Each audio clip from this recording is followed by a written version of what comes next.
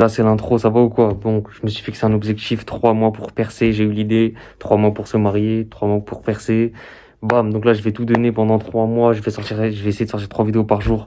Donc monte dans le train, abonne-toi et on se dit objectif 1 million. Et ça va ou quoi? Aujourd'hui, nouveau React. Franchement, ça m'a impacté directement, ça m'a interpellé. Parce que c'était des youtubeurs que je regarde depuis tout petit, enfin que je regardais quand j'étais petit.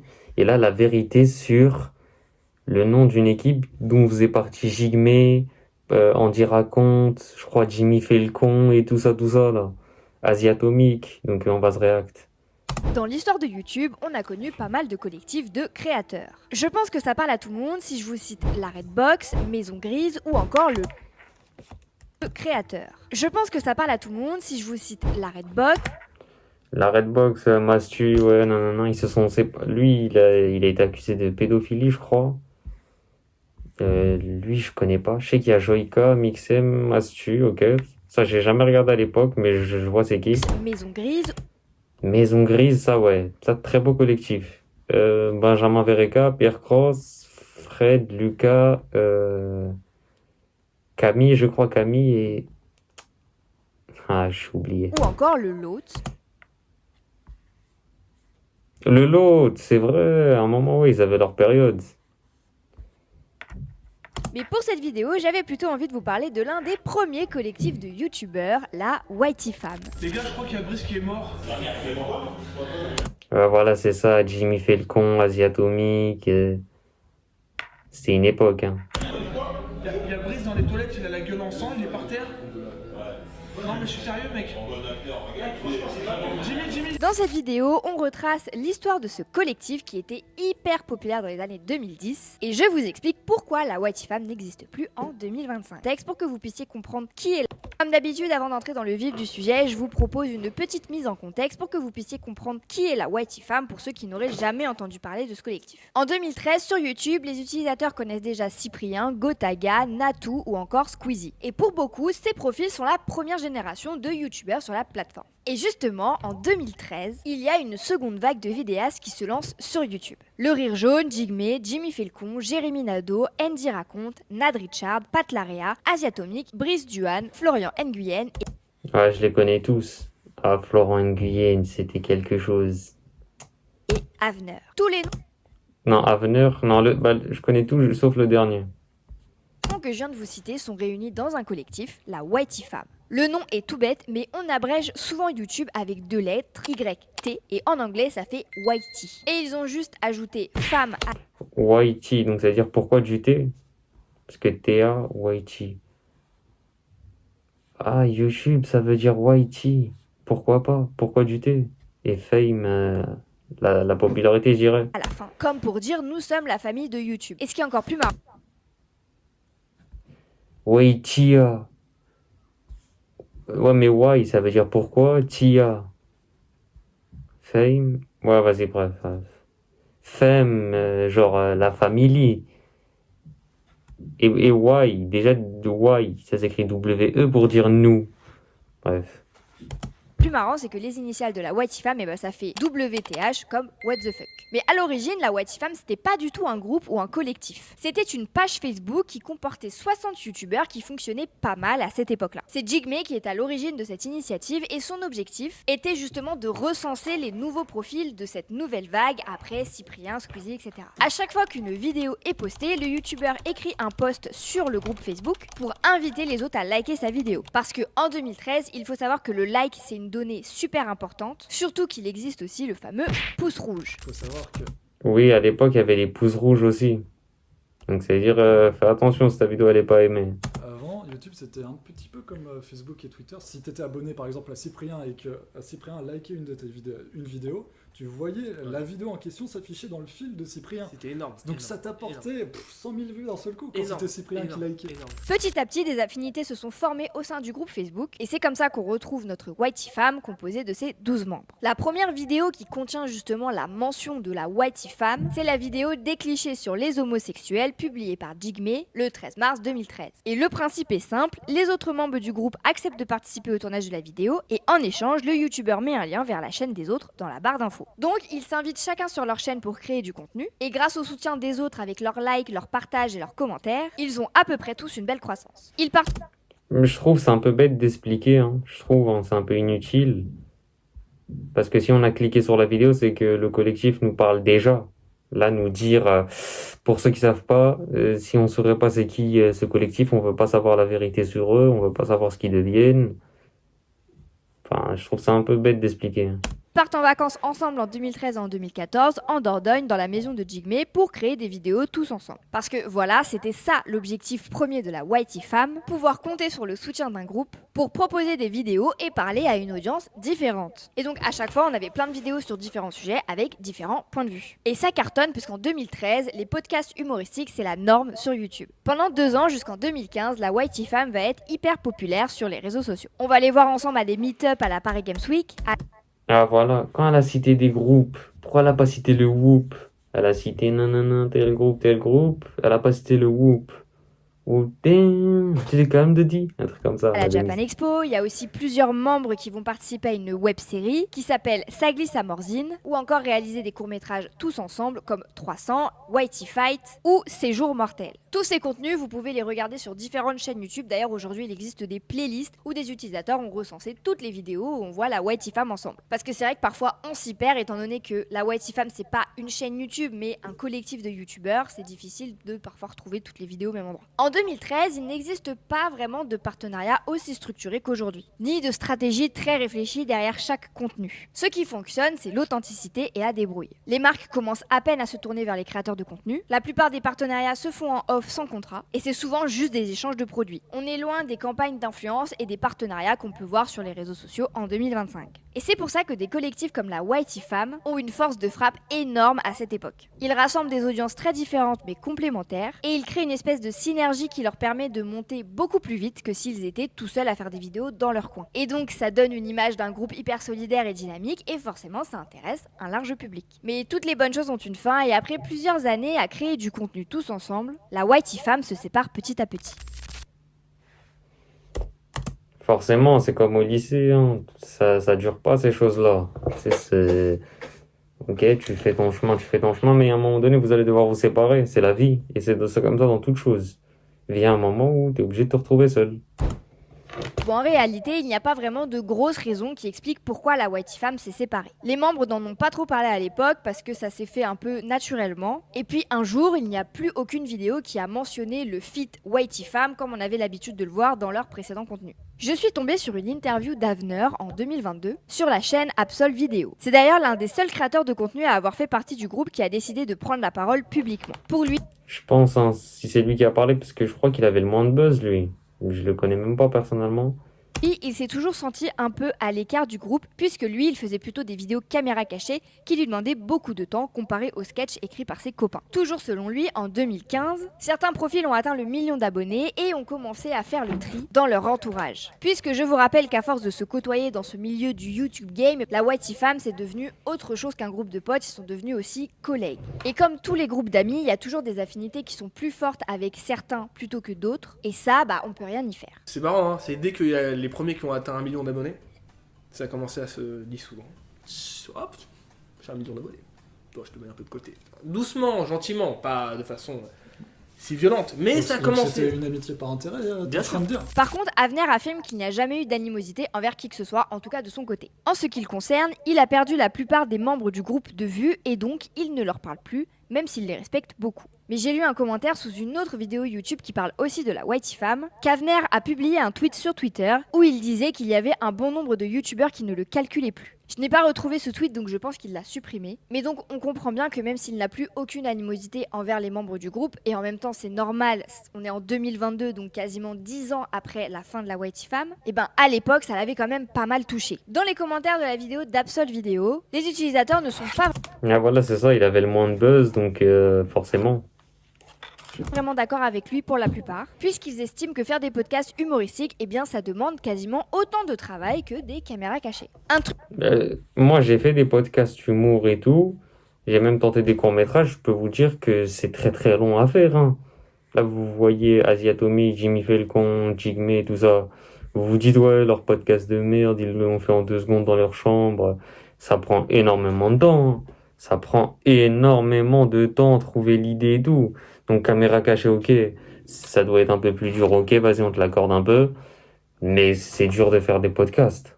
Un truc qu'Avenir semble oublier, c'est que le podcast demande aussi du travail et donc faire ça pendant des années, ça fatigue énormément aussi. Surtout que Avenir, il critique, mais je me rappelle qu'il a vite tourné en rond sur sa chaîne principale et qu'il a lancé une seconde chaîne qui effectivement demande énormément de travail. Les vlogs, se positionner en arbitre de la méritocratie, je trouve ça cocasse. Je trouve que le dialogue manque de pertinence. Premièrement, quelque chose me dérange dans le discours d'Avenir, une pointe d'arrogance, de condescendance, de jalousie ou quelque chose comme ça. D'autres expliquent que si Avenir était moins populaire que les autres créateurs de contenu, c'est aussi à cause de sa personnalité qui plaisait peut-être un peu moins. Le fait qu'ils disent qu'il marchait moins que les autres parce qu'il faisait des podcasts et lui des caméras cachées, c'est de la mauvaise foi. Ça marchait bien les caméras cachées à cette époque, il était juste moins bon.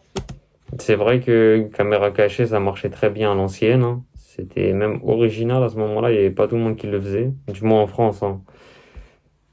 Donc non, t'es juste mauvais. Personnellement, il me gêne, il me met mal à l'aise. Et je dois vous avouer que personnellement, c'est vrai que Avenir, je l'ai beaucoup moins regardé que les autres créateurs de contenu parce que j'aimais Mais moi, je l'ai pas du tout regardé.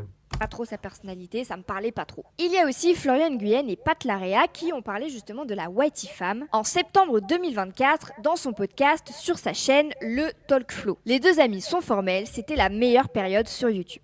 Lors de l'enregistrement du podcast, ça faisait 5 ans qu'ils ne s'étaient pas parlé, même s'ils sont toujours restés en bons termes. Par contre, ce n'est pas le cas de Jigme et de Pat, qui se sont disputés à propos d'une autre chaîne YouTube qui s'appelle YouCook. Et d'ailleurs, si ça vous intéresse, j'en parle un petit peu de cette séparation dans la vidéo que j'ai Ah, c'est dommage, hein. En plus, Jigme, j'ai vu que maintenant il a une ferme, il est dans le bon maintenant. faite sur le changement de carrière de Jigme. Mais si ça vous intéresse, je peux très bien vous faire une vidéo complète sur justement la chaîne YouTube YouCook. Revenons à notre interview, les deux amis ont la même version. Cette séparation s'est faite tranquillement, sans accroc. Après, tu vois, ça s'est fait tellement naturellement que. En J'avoue vrai, que la rupture, on va dire, ouais. elle s'est fait vraiment tranquillement. Genre vraiment, il n'y a pas eu Il y a de. eu une petite transition. Ouais, il n'y a pas eu de boum, allez, on se parle plus. Chacun avait envie de faire, tu vois, ces trucs. Hein. C'est ça. C'est ça aussi. Ce qui est intéressant, c'est que pendant cette interview qui est assez longue, Florian et Pat ont parlé vraiment de plein de sujets. Et pourtant, dans les commentaires, les utilisateurs n'ont retenu qu'une chose, c'est leur discussion sur la Whitey Fam. Purée, les émotions, le talk m'a foutu un coup. Vous avez été les précurseurs des collectifs sur YouTube. Vous nous avez donné envie de le faire aussi. Vous pouvez être fiers de vous. La bonne époque de la Whitey Fam, ça rappelle des souvenirs. Maintenant, j'ai envie d'un podcast sur vos chemins respectifs avec toute la bande. D'ailleurs, pour ce dernier commentaire, Florian a répondu que ce n'est pas gagné parce qu'il faut les motiver. Et sous la vidéo de Florian, il y a aussi Avenir qui a commenté. Moi, je vous ai dit, comme il a eu le moins de buzz, forcément c'est lui qui en parle le plus. Tu sais, c'est toujours Concernant celui. Florian, Ouais, je crois, mais commence pas à remettre lecture tout seul, frère. Tu sais, les trucs comme ça, après, ça me donne envie de casser le clavier, frère. Bref. Ce Avenir, comme il a eu le moins de buzz, tu sais, il a plus le seum, hein. Frérot, personne t'a calculé, t'as pas eu de buzz. C'est pas t'as pas eu le buzz que tu méritais, t'as pas eu le buzz. T'es fin. Tu vois? Et c'est des choses qui arrivent. T'es le moins drôle du groupe. Et non, faut qu'il ramène sa fraise. En fait, comme il a eu le moins de buzz, bah forcément c'est lui qui en parle. Mais si celui qui a eu le plus de buzz, il est tranquille. Florian, j'ai jamais été très sympa avec toi. Et ce, sans raison, car t'as toujours été quelqu'un de gentil et bienveillant. Je regrette. Et Florian a répondu sur un ton très solennel. À l'époque, je ne comprenais pas le souci que tu avais avec moi, surtout qu'on faisait partie du même groupe. De ce fait, j'ai toujours pensé qu'on devait tous se soutenir les uns les autres et non l'inverse. Cela dit, je ne suis pas rancunier, c'est derrière nous maintenant et je te remercie pour la force que tu m'envoies aujourd'hui. Bon, en tout cas, s'il y a une chose qui met tout le monde d'accord, c'est que la Whitey Fam, elle a bercé l'enfance et l'adolescence de beaucoup d'utilisateurs et qu'on était quand même tous un peu tristes de ne plus voir des vidéos avec le groupe réuni. Parce que moi, personnellement, je pense que j'ai dû voir toutes les vidéos du collectif. Et franchement, moi, j'ai adoré suivre la Whitey Fam, même si j'avais quand même mes chouchous, Andy, Asiatomique, Jigme et le Rire Jaune, et je regardais quasiment tout ce qu'ils faisaient. Mais je dois quand même vous avouer un truc. Je n'ai pas remarqué tout de suite que le collectif s'était séparé. C'est vraiment un truc qui s'est fait naturellement, sans clash, sans grosse annonce. Et je pense que c'est aussi pour ça que ça a marqué les gens. Il y a juste un jour où je me suis rendu compte que bah tiens, il n'y a plus de vidéos avec la Whitey Fam, bon bah qu'est-ce qui a dû se passer, et puis voilà. Et si vous voulez mon avis, je pense que la Whitey Fam s'est séparée parce qu'ils ont chacun eu envie de faire leur carrière un peu en indépendant. On en parlera un peu plus en détail juste après. Et je pense tout simplement que la Whitey Fam, à un moment donné, bah les membres ils ont eu envie de faire autre chose et de grandir en étant plus indépendants. Parce que à la base, le but de la Whitey Fam, c'était quoi? C'était... Ah bah oui, parce que forcément, tu sais, quand t'as 20 ans, t'as l'esprit d'être en groupe et tout. C'est ça, t'aimes les soirées quand t'as 20 ans, nanana. Mes frères aujourd'hui, ils ont 30 ans, tu les vois se réunir comme ça à 30 ans, t'as envie de la paix, d'être tranquille, tu sais. Même si 30 ans, c'est pas vieux, bien sûr. De réunir un collectif de youtubeurs et de s'entraider tous ensemble pour justement monter Jérémy Nadeau aussi, hein, il a bien fini. Il fait des spectacles maintenant. Ça va, il s'en sort bien. Le Rire Jaune, il s'est séparé de son frère, mais ils s'entendent bien et tout, hein. J'ai vu il a repris YouTube. Avant, il faisait YouTube en anglais. Et là, il a repris en français. Les gens, ils lui disaient reviens en français et tout. ensemble. Mais maintenant, quand il y en a certains qui atteignent 500 000 abonnés, 800 000 abonnés, 1 million d'abonnés, bah forcément, on a envie de faire des choses tout seul parce que ça y est, on a une certaine notoriété. Et c'est pas forcément une mauvaise chose. On en parlera un peu plus en détail, mais c'est vrai qu'en 2013, bah il y a pas non plus 36 formats qui fonctionnent sur YouTube. En réalité, il y en avait 3, le gaming avec Gotaga, Squeezie, la beauté avec Enjoy Phoenix ou Sananas, et l'humour comme a pu le faire Cyprien, Natou, ou les membres de la YT-Fam. Et donc forcément, à un moment, on a traité un peu tous les sujets et Elle a oublié une catégorie, les face commentary, qui sont venus avec TK78 aussi, 2014. Les face commentary, ça a énormément bien marché, tout le monde a repris ça. Donc il y a 4 manières, disons. on a envie de faire autre chose. Et surtout que la plupart ont commencé à publier des vidéos sur YouTube, ils étaient dans la vingtaine. Et puis bah quand on grandit, bah nos envies elles changent. On arrive à la dernière partie de cette vidéo et c'est sûrement la plus intéressante parce qu'on va parler de ce que sont devenus les membres de la YT-Fam et accrochez-vous parce qu'on a du pain sur la planche. Je vous propose qu'on commence par Avner parce que c'est lui qui a pris la parole sur les réseaux sociaux en premier. Après la YT-Fam, il a continué à faire des caméras cachées, des micro-trottoirs et puis il s'est converti à la musique. Bon, en réalité, on savait déjà qu'il avait une appétence pour l'univers musical et surtout pour la musique classique puisqu'il a réalisé plusieurs documentaires et courts-métrages sur ce sujet. Il possède aussi sa propre marque de nutrition pour le sport qui s'appelle Broadway et il publie énormément sur sa chaîne secondaire qui s'appelle Road to Science et ce sont tout simplement des vlogs où Avner va venir parler de sport et d'entrepreneuriat. En ce qui concerne le Rire Jaune, donc Henri Tran et Kevin Tran, ils sont toujours actifs sur les réseaux. Mais le Rire Jaune n'existe plus. Maintenant on a 2 chaînes. Ouais, parce que le Rire Jaune, c'était les 2 frères ensemble qui faisaient des vidéos et tout. Qui faisaient, par exemple, ils parlaient de leurs parents et tout. Ils faisaient un duo, l'un parle, l'autre il intervient, il finit la deuxième phrase. Là, ils sont séparés. Il y en a un, il fait des streams Twitch. L'autre, il est un peu plus sur le côté. Même 3, Kevin Tran l'empereur et Henri Tran. Ok. Et à un moment, il y avait même une série qui faisait Kevin. C'était quoi? C'était le show jaune. Ils sont aussi pas mal actifs sur Twitch, Henri joue notamment aux jeux vidéo et Kevin travaille en direct avec ses abonnés. Jigme a complètement changé de ligne éditoriale. Fini les clichés de Jigme et l'humour. Pendant un temps, il a fait de la cuisine sur la chaîne You Cook, puis en live sur Twitch avec chez Jigme. Maintenant, il mène un mode de vie simple à la campagne en Dordogne. Il est toujours actif sur Instagram et TikTok et petit à petit, il souhaite revenir sur YouTube. Ouais, c'est ça, il a fait sa ferme. Lui, c'est celui qui s'en est le mieux sorti en vrai. Si jamais ça vous intéresse, je vous ai fait une vidéo qui récapitule son parcours sur notre chaîne, je vous mets le lien. Je dirais c'est le deuxième. Le premier, je dirais quand même le Rire Jaune, là, les 2 frères, et ils se sont quand même bien sortis. Dans le petit i. Jimmy ne fait plus le con sur YouTube, il fait des contenus beaucoup plus sérieux. Il a délaissé l'humour pour raconter des histoires vraies sur des crimes ou sur des affaires un peu étranges. Il est toujours assez actif sur YouTube si jamais vous avez envie d'aller voir ça. Il est aussi pas mal présent sur Twitch si on en croit son programme de diffusion, il est en live tous les soirs. Jérémy Nadeau évolue toujours dans l'univers de l'humour. Par contre, Ouais, c'est ce que je vous disais. Et avant, il est quand même drôle, hein. J'avais bien aimé, moi, le peu de spectacle que j'ai vu de lui. en 2025, il ne se considère plus comme un youtubeur, mais comme un humoriste à part entière. Il a joué dans plusieurs séries et il va jouer son spectacle Beaucoup trop à l'Olympia le 3 janvier 2026. Andy Raconte a pris un autre tournant. Ah, il est devenu un gras envers YouTube. YouTube lui donne tout. Même pas, il se dit youtubeur. Ok.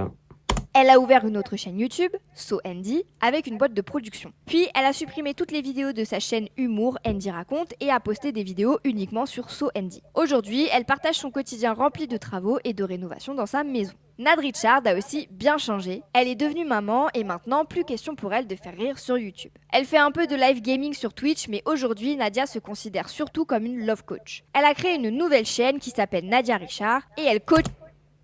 Ouais, ça, moi, comment ça s'appelait déjà? Elle est devenue... Tu sais, elle faisait le genre de vidéo 50 signes chez une fille En gros, 5 signes, 50 signes, mais elle faisait en format long, tu sais, 50 signes qui trouvent que tu plais chez une fille et tout. Je regardais ses vidéos. Tu sais, mettez des trucs sur la sexualité, 5 choses sur ta sexualité que tu sais pas. Ou par exemple, il y a un abonné, il raconte son histoire, ou une meuf, et elle va lire son histoire, et elle va le conseiller. Ça, après, elle l'a fait, mais elle le faisait dans, on va dire, dans le bien. T'as capté? Par exemple, elle venait en format YouTube, elle lit ton commentaire. Ok, vas-y, raconte ton histoire, nanana, nanana. Et les histoires, comment elles étaient intéressantes, je crois, on va se réacter un que truc comme ça. Elle réacte l'histoire d'un queumé, d'une meuf, nanana. Il était avec qui, nanana. Elle était avec son mec, et vient ce moment-là. Qu'est-ce que ça veut dire? Qu'est-ce que tu me conseilles? C'était grave intéressant. Mais aujourd'hui, c'est une catastrophe. Vous avez le contenu qu'elle fait, elle, ils sont devenus en 1000 fois pire que elle. 1000 fois pire, 1000 fois mauvais. Je les déteste, ces gens-là. Aujourd'hui, tout le monde s'improvise coach love. T'as vu, elle met quoi? Elle met anonyme et gratuit. Fin. T'as capté ou pas? Fin. Anonyme, gratuit, c'était dans le bon. Maintenant, c'est pas, tu les vois sur TikTok. Frère, ça te vend une formation de 199 € pour te dire, ouais, toutes les femmes, c'est des P. Wesh. C'est quoi ça? En plus, des gens, ils payent, frère. Il y a des gens, ils vont payer une meuf sur TikTok qui te raconte. Tu vas lui raconter ton histoire, 130 balles. Wesh. Et genre, elle est psychologue, elle a même pas de dossier, nanana. Et une autre meuf, c'est par mois. Elle te dit, ouais, non, mais paye. Ouais, ben, tu payes bien Netflix. Et ben, tu me payes. Ouais, mais on est chez les fous, frère. Donc c'est pour ça, moi aussi, je dis, j'aime pas les nouveaux. Les anciens, s'ils sont dans le bon, t'es gratuit. Viens raconter ton problème d'amour, gratuit, frère. Et puis même si tu veux, anonyme, bien marqué. Et moi, j'ai bien aimé son format de vidéo. Elle, je le regardais à un moment donné. Son nouveau format coach ou conseiller. Allez, c'est une catastrophe aujourd'hui ce qu'ils sont devenus. Frère, moi, je savais pas ça. Carrément, ça, ouais. C'est pas, ça fait quoi? Ça te donne des conseils sur l'amour? 130 balles. On est chez les fous, des gens payent. Et ça fait des 8000 spectateurs, 20 000 et tout. Hein. Coach ses abonnés en direct sur Twitch. Et sur YouTube, vous pouvez retrouver les rediffusions de ces séances. Après avoir essayé de se renouveler avec la chaîne YouCook, Patrick a déserté YouTube pour reprendre un emploi plus conventionnel dans son amour de toujours, la cuisine. En réalité, ce changement de vie s'explique après que le créateur de contenu ait traversé une période assez sombre où il a fait une dépression, notamment à cause du décès de sa sœur. Mais il a annoncé en avril 2025 son grand retour sur YouTube avec pour ambition de faire de la fiction, dont un film qui rend hommage à sa sœur. Et moi franchement j'ai trop hâte de voir ce qu'il nous réserve pour la suite. Asiatomique fait toujours des vidéos sur YouTube même s'il est beaucoup Courage à lui, hein, il a perdu sa sœur, grosse force. Hein. moins régulier. Sur les autres plateformes, Bastien propose plutôt du contenu axé sur le sport, sur ses chiens et sur la boxe plutôt que sur l'humour. Il organise... En parlant de chiens, il était allé en Thaïlande lui. Il avait trop pitié des chiens en Thaïlande au bord de mer et tout, il leur donnait à manger et tout, ça j'avais bien aimé cette vidéo, je m'en rappelle encore au jour d'aujourd'hui. Même des sessions d'entraînement avec ses abonnés qu'il a baptisées Asia Training. Brice Duhan est toujours actif sur YouTube et il publie énormément. Désormais, il fait des petites vidéos où il donne son avis sur des films, des séries et des animés. Il fait aussi des petits lives sur Twitch et il publie les rediffusions sur sa chaîne secondaire Brice Gaming Z. On termine ce tour des Que sont-ils devenus avec Florian Nguyen qui continue pareil de faire des vidéos sur YouTube, mais l'humour c'est terminé. Florian propose maintenant un nouveau format sur sa chaîne, le Talk Flow, un podcast où il interviewe des influenceurs pendant qu'ils jouent à un jeu de société. Il fait aussi des vlogs où il partage sa passion pour les arts martiaux et pour le cinéma. Il est aussi présent sur Twitch avec des lives. Ok. Voilà, j'espère que cette vidéo vous a plu et surtout... Ok, bah franchement, on lâche le pouce bleu, franchement vous remarquez pas, mais les recherches qu'elle a dû faire, un tel ce qu'il est devenu, un tel elle tape dans la barre de recherche, ah mais il n'y a rien sur YouTube, donc je vais chercher là, là, là, là et là. Ok, l'interview qui dit qui était le premier aussi, regarde les dates qui en a parlé en premier, un tel qu'est-ce qu'elle devient, bam, ah c'est du montage de ouf, les gens ils se rendent pas compte. Hein. Waouh, waouh, waouh, franchement rien que pour ça on lâche le pouce bleu, c'est un très très grand travail, hein, on se rend pas compte ça. Le montage, 15 minutes en plus, c'est dense. Nous, on voit les 15 minutes.